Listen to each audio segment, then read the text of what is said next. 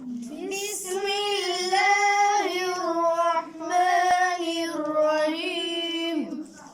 والعصر إن الإنسان لفي خسر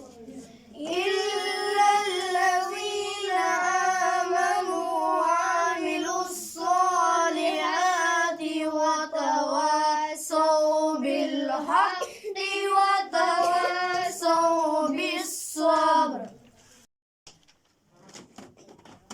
بسم الله الرحمن الرحيم والعصر إن الإنسان لفي خسر إلا الذين آمنوا وعملوا الصالحات وتواصوا بالحق